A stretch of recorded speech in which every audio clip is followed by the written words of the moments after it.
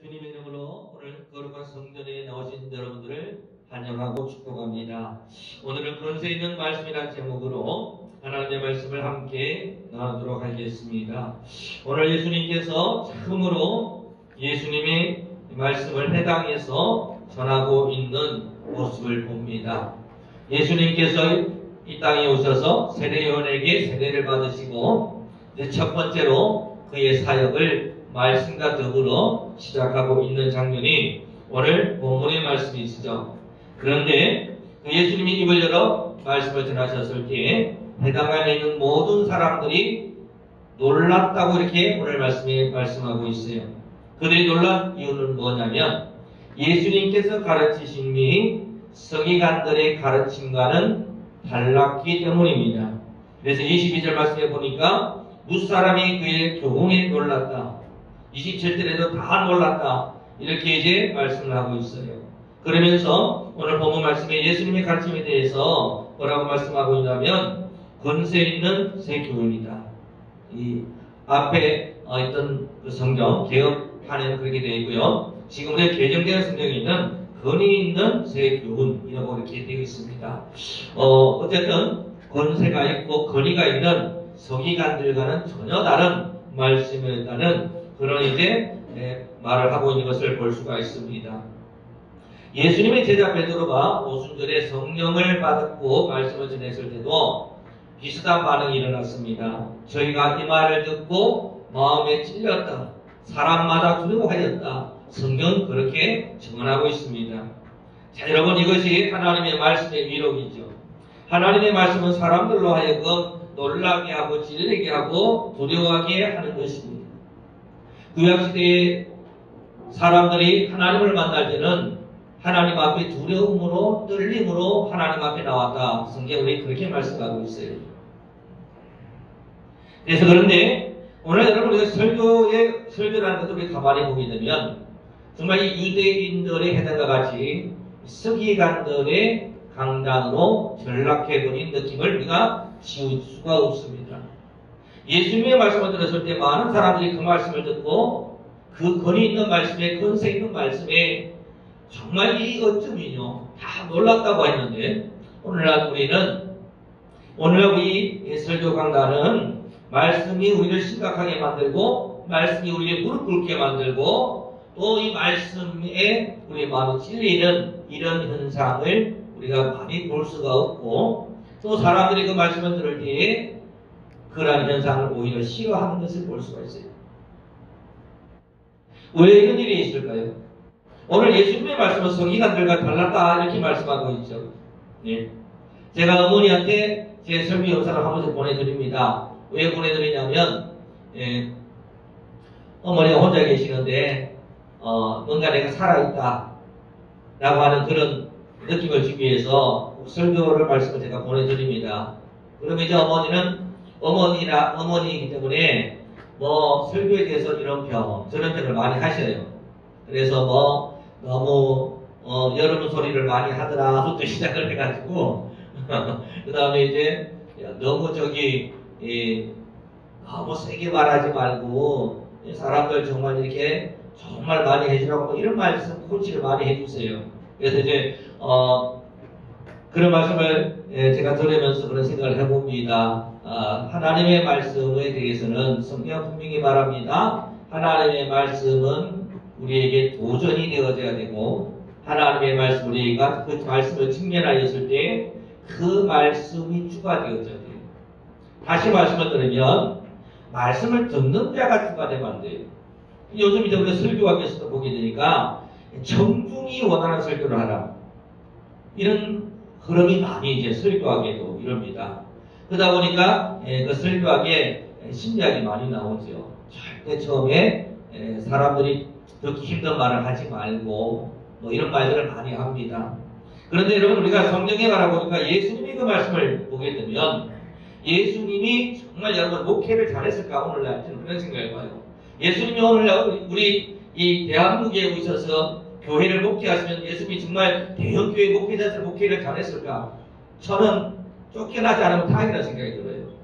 왜 성경을 보세요, 여러분. 예수님께서 바리새인들과 사두개인들의 마음을, 바리새인들과 사두개인들이 누굽니까? 오늘날로 치면 교회 목회자요, 또는 장로님들이요, 또는 교단에 실력 있는 자들이 서기관들과 바리새인들이 아닙니까?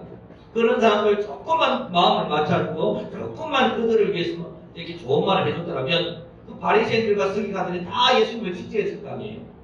근데 예수님은 성경 말씀에 보면 이 독사의 자식들아,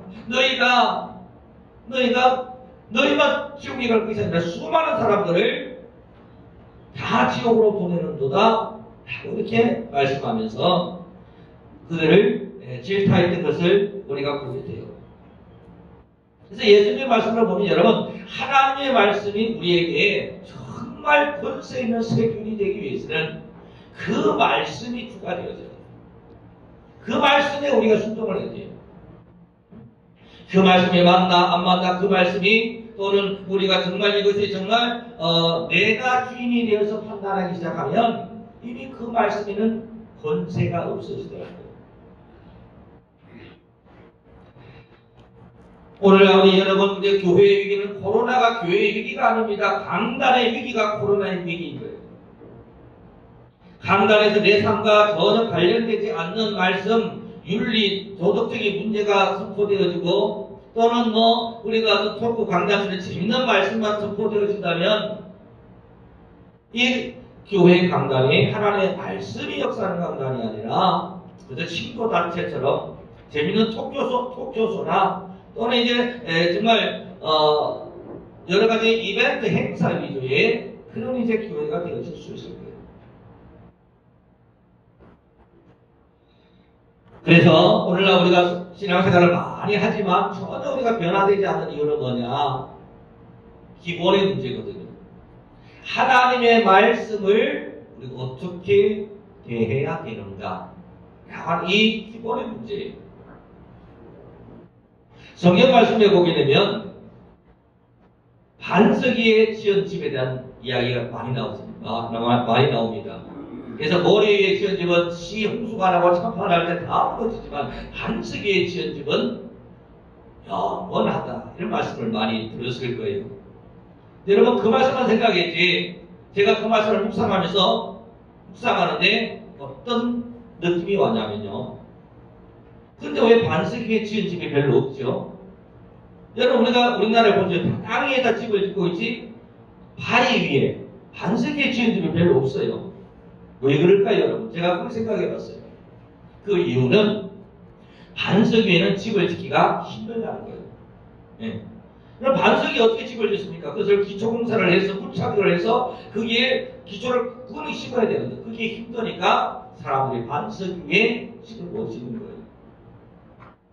근데 반석에 집을 짓기만 하면 비가 오나 창파가 오나 아무런 영향력이 없는 것을 우리가 알 수 있어요. 근데 우리가 여러분 정말 시험이 오거나 여러 가지 힘든 일을 당할 때마다 우리가 시험에 들고 넘어지고 자빠지는 이유가 뭘까요? 그것은 우리가 우리의 믿음의 집을, 신앙의 집을 모래 위에 지었기 때문이라고요.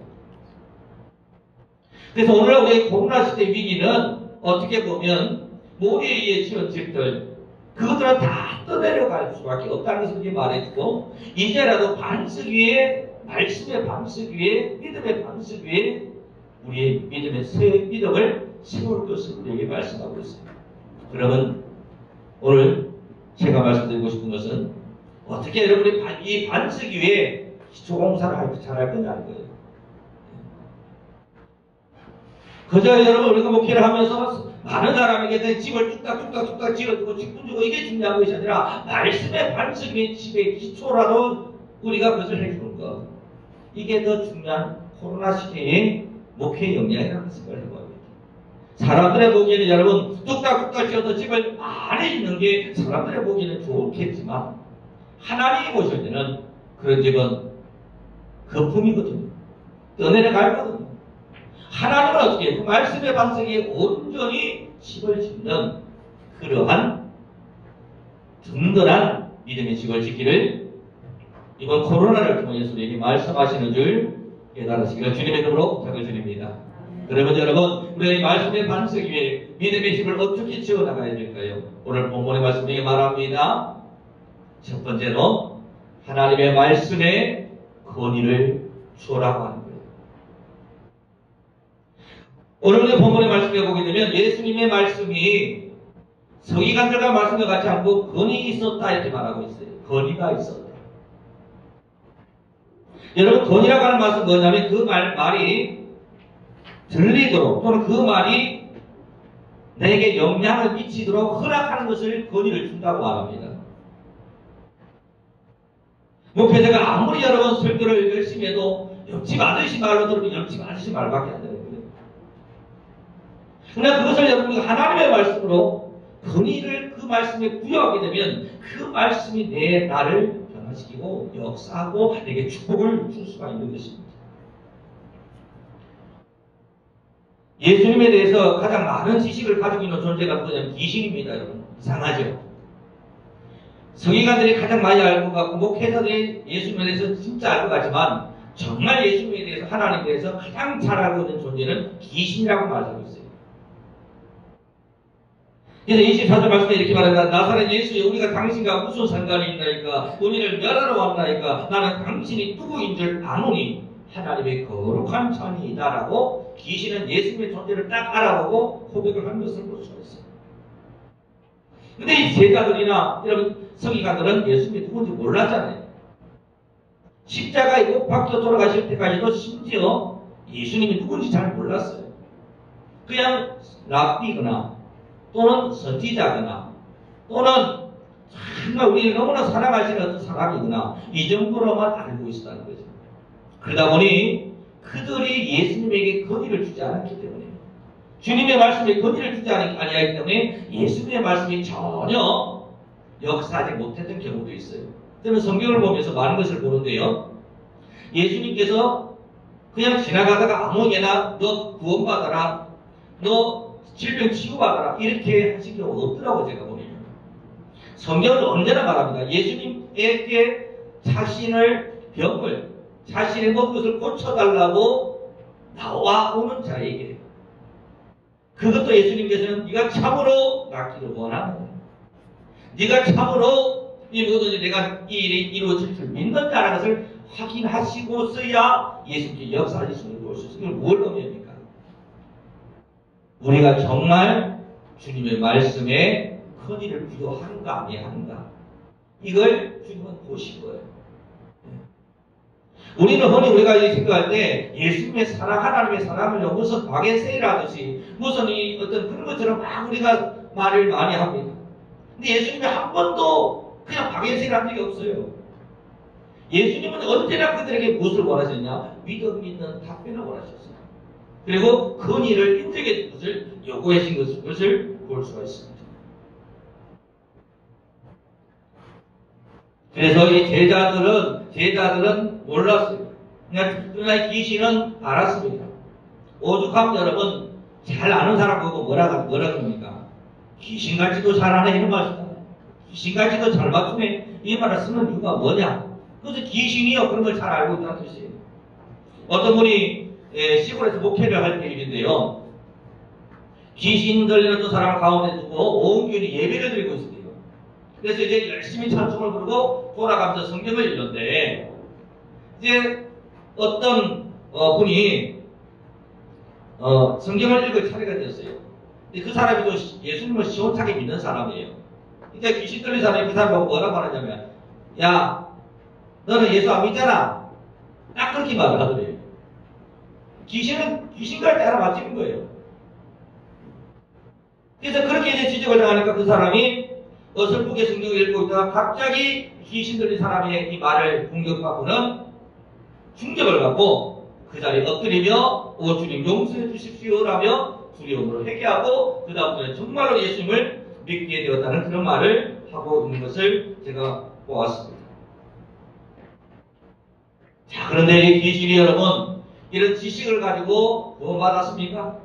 이런 지식으로 구원받은 것이 아니라 이 귀신은 오히려 이 지식으로 변화된 것이 아니라 이 귀신은 하나님의 권세 있는 말씀에 의해서 귀신이 떠나가고 귀신 들린 사람이 변화되고 치유하는 것을 우리가 볼 수가 있어요.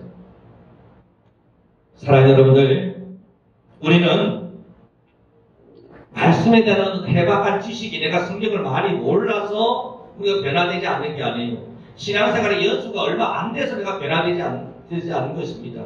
단 한 주간 죽기 전에 여러분, 내가 예수를 진짜 믿으면 바로 그 순간 우리가 구원받게 되지만 평생을 믿어도 우리 마음속에 진정한 어떤 그런 예수님의 근위를 인정하지 않는다면 우리는 어떠한 주님의 구원도 맛보지 못할 수가 있습니다. 그래서 늘 저도 두렵습니다. 정말 하나님의 말씀을 전한다 하면서 내 지식만 전하는 그런 설교를 하는 것은 아닐까? 정말 하나님의 말씀을 전한다고 하면서 정말 사람들의 마음에 좋은 말만 해주고 그런 설교를 하는 것은 아닐까? 스스로 마음을 칠 때도 많습니다. 사랑하는 여러분들, 무디 목사님이라는 분이 있는데 이 무디 목사님의 이런 얘기했어요. 무디 목사님이 이 정규교육을 좀 많이 못 받았습니다.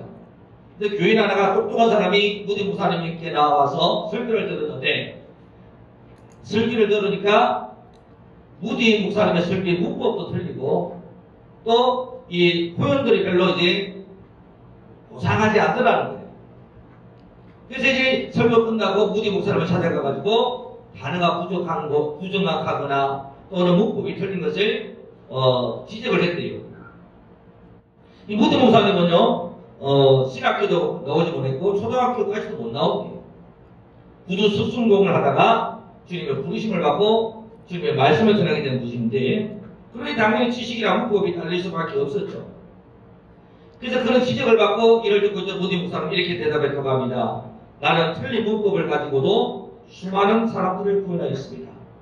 그런데 당신은 그 정확한 문장으로 몇 사람이나 구원하셨습니까? 라고 무디 목사님이 물어봤대요. 우리가 하나님을 많이 몰라서 못 믿는 게 아닙니다. 성경을 몰라서 못 믿는 게 아닙니다. 우리가 믿는 횟수가 얼마 되지 않아서 우리가 못 믿는 게 아닙니다.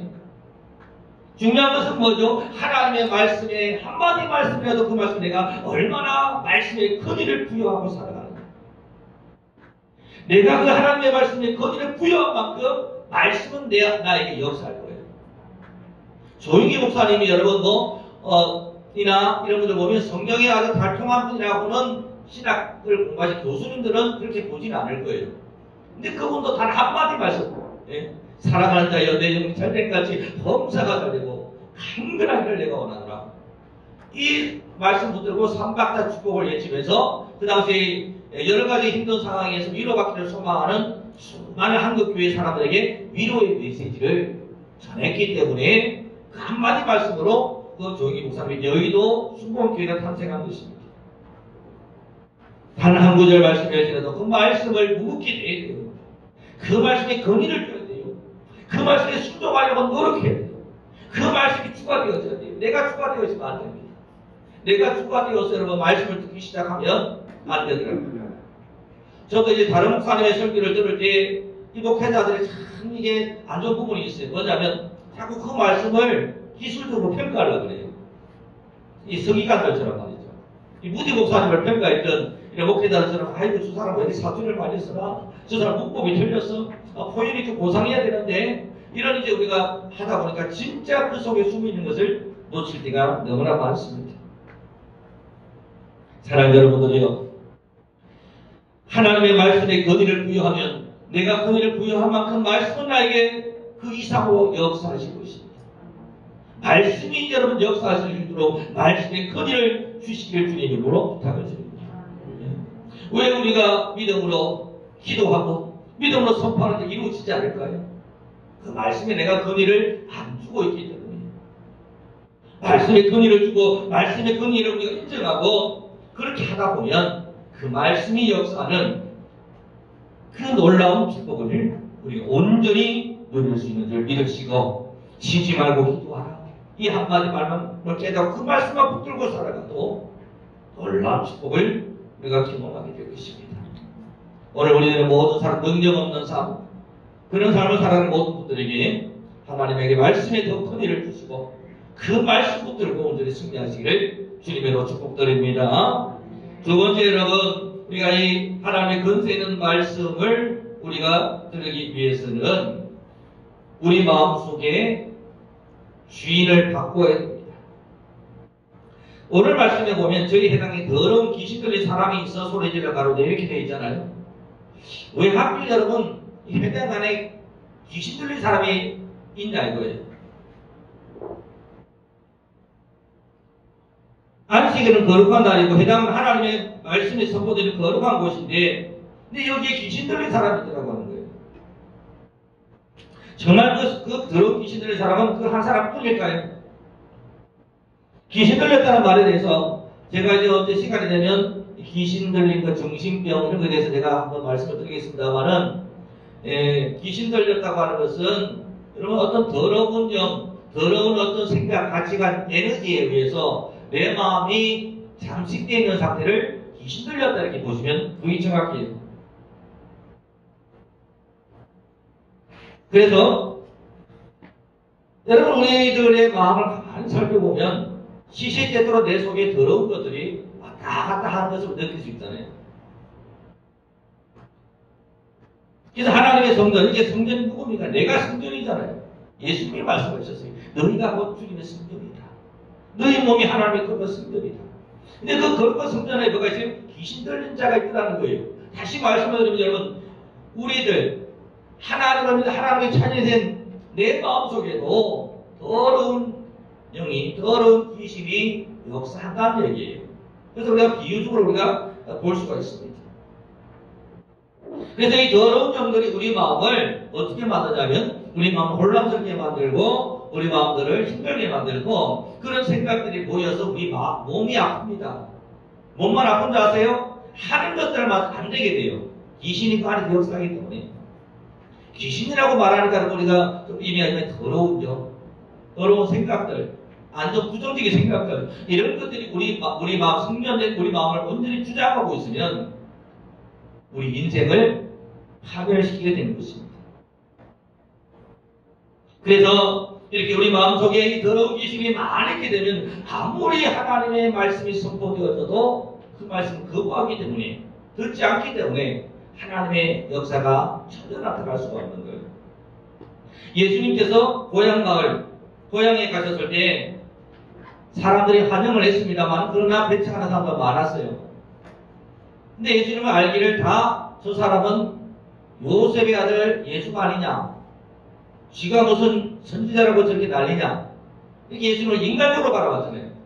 그럴 때에 예수님께서 그곳에 가서 아무런 역사도 행하지 아니하십니다.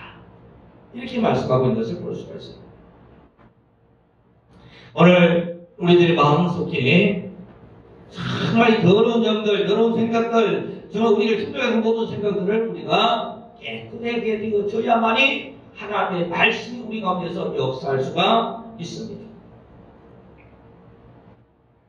그래서 더러운 귀신 들린 자들은 우리 마음속에 더러운 것들로 가득 차 있는데 이 더러운 것들로 가득 차 있는 것들을 우리가 예수님의 십자가 보일로 온전히 깨끗하게 해야 되는 거예요. 여러분도 혹시 이런 걸 경험하시나요? 저도 예배드리기 전에 마음이 혼란할 때가 많아요. 심란할 때가 많아요. 예, 꼭 마귀가 보면 역사할 때가 있고 예배드리러 가려고 그러면 꼭 이상한 일이 생깁니다. 꼭 사람의 다툼이 생기게 만들고 문제가 생기게 만들어요. 그죠? 그래서 예배드릴 때 참 혼란한 마음으로 예배당에 오지만 근데 여러분 예배드리면서 그 혼란한 마음이 안정되어지고 그 혼란한 마음이 점점 은혜로운 마음으로 바뀌는 걸 여러분이 경험 많이 하실 거예요. 저는 굉장히 경험을 많이 해요. 그렇습니다, 여러분. 우리가 생각하고 우리가 바라보고 있는 그 마음에 하나님의 말씀에 우리가 근위를 두고 그 말씀이 역사하게 하면 그래서 그 말씀으로 우리 마음속에 있는 더러운 것들을 우리가 깨끗함으로 그 더러운 영을 우리가 축출하게 되면 우리 마음에 있는 모든 것들이 온전히 일어날 수가 있는 것입니다. 마가복음에서 여러분 이 귀신 들린 자를 자유롭게 하는 게 첫 번째 이직이에요. 지금. 첫 번째 이직이 뭐냐면 귀신 들린 자를 그것도 어디에서? 해당에서 요즘 말로 교회 안에서 있는 자를 자유롭게 하는 이것으로 첫 번째 이적을 설명하고 있다. 이걸 우리에게 무엇을 말해주겠습니까? 우리 안에 우리 마음속에 있는 더러운 영들을 우리가 말씀의 권위를 인정하고 그 말씀의 권위로 이것들을 축출할 때에 우리에게 하나님의 나라가 임하느니라. 이 말씀을 주시죠. 예수님 또 말씀하셨어요.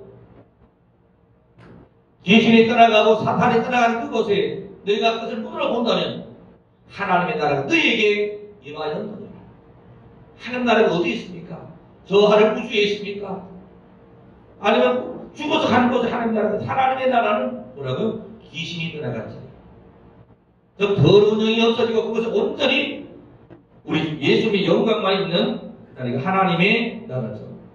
하나님의 나라 주인이 바뀌는 나라입니다. 세상에 더러운 귀신에 장악됐던 사람들이 이제는 그 주인이 예수님으로 바뀌는 것이 우리를 지배하는 더러운 욕심이 떠나가고 하나님과 그분의 말씀의 지배가 시작되는 나라입니다.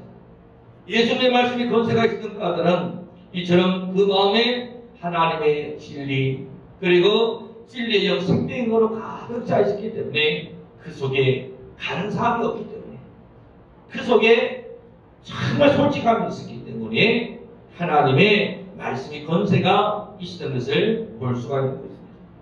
사랑하는 여러분들이 오늘 그러므로 우리가 늘 우리들 마음속에 하나님의 말씀의 권세 있는 말씀으로 내 삶에 역사하기 원하신다면 우리들의 마음에 그 더러운 것들, 우리 마음들 혼란스럽게 그 모든 것들로부터 온전히 그 모든 것들을 축출하시고 하나님의 거룩한 영으로 가득 차시기를 주님으로 다시 한번 부탁을 드립니다. 세 번째 마지막입니다. 예수님만 이렇게 되는 것이 아니라 예수 믿는 우리들은 존재가 변화된다고 하는 거예요. 자, 권세가 있다는 것은요, 힘이 있어서 권세가 있다는 것이 아니라 아무리 못생기고 아무리 모자라고 말이 어눌할지라도 그냥 사장님이라는 신분 때문에 대통령이라는 신분 때문에 권세가 있는 것이죠. 뭐 좋은 말 했던 그 성철스님 같은 사는 산이요 뭐 무릎무리요 했다고 하는데 동네 아저씨가 사는 산이요 무릎무리요 했다면 누가 그 말을 들어주겠습니까? 말 자체에서 거리가 나오는 것이 아니라 우리가 어떤 존재냐 하는 그것이 우리를 권세 있게 만들어주는 것이죠.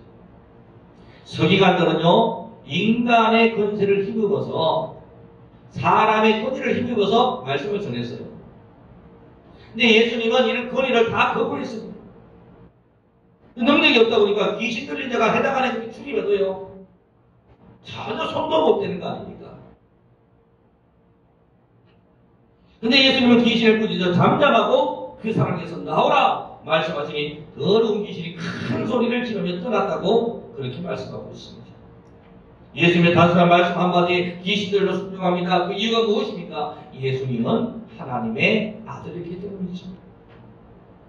또 사도행전에 보면 사도 바울도 여러분 역사하는 걸 보게 되면 사도 바울 목사님 안수한그 손수건도 만지게 되면 병이 떠나가고 악기가 떠날 정도였다 이렇게 말씀하고 있죠. 그래서 마술하는 어떤 유대인들 이를 보고 바울이 흉내를 냅니다. 그러므로 이제 내가 바울이 전파하는 예수 이름으로 정하니 귀신아 떠나가라 이렇게 이제 마술하는 사람들이 그렇게 해봤다는 거예요. 그랬더니 이 귀신 들린 사람이 말합니다. 예수도 내가 알고 바울도 내가 아는데 너는 누구냐 이렇게 말합니다. 너는 누구냐면 달라들어가지고 그 사람을 아주 그냥 대박사를 내놓았다고 하는 거예요. 예. 이름, 우리가 믿는 이름, 우리가 예수 이름으로 뭐 명하고 우리가 어떤 뭐 십자가를 붙들고 여러분 한다고 해가지고 능력이 나타나는 것이 아니라 우리의 존재 자체가 하나님의 거룩한 자로 변화되어지면 우리의 그 존재 자체에 하나님의 큰 능력이 나타난다고 하는 거예요.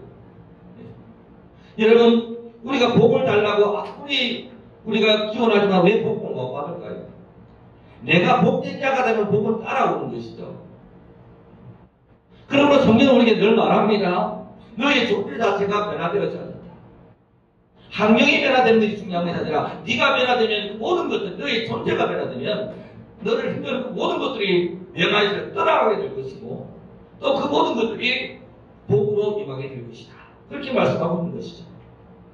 우리는 어떤 존재입니까? 요한복음 1장 12절 말씀에 보니까 영접하는 자고 그 이름을 믿는 자들에게는 하나님의 자녀가 되는 권세를 주셔서 우리는 하나님의 자녀라고 말씀하고 있어요. 하나님의 자녀는 본질적으로 그 말에 권세를 갖고 있기 마련이에요. 왜? 지금부터 우리가 하는 그 모든 말들은 예수님이 하신다고 하는 그 믿음, 권위를 가지고 그 권위를 가지고 성공하게 되면 그 말씀이 내 말이 아니라 하나님의 말이기 때문입니다. 그렇습니다. 우리는 본질적으로 하나님의 자녀됨의 권세 아래 사는 중입니다. 그래서 지금처럼 우리가 아무런 능력도 나타나지 않는 그런 삶이 아니라 우리 마음속에 무엇으로 우리가 붙들고 살아갈 것인가? 아버지, 내가 아버지의 자녀입니다. 하나님, 내가 아버지 하나님의 사랑받는 자녀입니다. 이 고백으로 여러분 날마다 해주세요. 장영동 목사님이 옛날에 궁에 가니까 꼭 그 말을 하시더라고요. 나는 하나님이 쳐보기에도 아까울 정도로 사랑받는 하나님의 자녀다. 그 말을 궁에 가는 곳마다 계속해서 외치게 만들더라고요. 근데 그게 뭐냐면 우리 마음속에 내가 내 신분이 변화되었으며 내가 이미 예수 그리스도로 말미암아 하나님의 거룩한 자가 되었으며 권세 있는 자가 되었음을 인정하고 그렇게 살아가라고 우리에게 말씀하고 있는 것을 우리가 보게 되는 것입니다. 베드로 여러분, 성전 미문에 앉아있는 그 안전병에게 이렇게 말하죠. 응답하면 내게 없으리와 내게 이것은 내게 주느니 곧 나사렛 예수의 이름으로 일어나 걸어라 라고 명령하셨습니다. 우리에게 바로 이 신분의 변화, 나는 하나님의 거룩한 자가 되었다고 하는, 그러면 내가 예수의 나의 주인이 바뀌었고 내가 거룩한 하나님의 자녀가 되었다는 것은 내 삶의 주인이 예수님으로 변화되었다고 합니다. 그러므로 내가 예수 이름으로 명하는 그 모든 것들은 내가 하는 말이 아니요 예수님이 하는 말이라고 하는 이 여러분 믿음을 가지고 여러분이 병든 자에게 손을 얹고 앉으라. 우리가 그 모든 강의를 방문했을 때 예수 이름으로 축복하셨을 때 그 모든 것들이 온전히 잘 되어지는 그런 놀라운 역사가 일어나게 되는 줄 믿으시길 주님의 이름으로 부탁을 드립니다. 우리는 본질적으로 권세 있는 새 교훈을 가진 자들입니다. 예수님이 그러한 권세 있는 새 교훈을 말씀하셨고 자녀된 우리에게도 권세 있는 새 교훈을 주셨어요. 이제 우리가 권세 있는 새 교훈을 가지고 우리가 그것을 말하고 그것을 인정하고 그러므로 말미암아서 예수 그리스도의 이름으로 모든 것을 이기며 승리하시고 저와 여러분들이 되시기를 주님의 이름으로 축복을 드립니다. 그래서 여러분들의 가정에 여러분의 그 모든 곳곳에 예수의 이름의 권세로 예수의 피를 뿌리며 더러운 것들을 여러분 물리치시고 그리고 그 모든 것으로 말미암아 온전히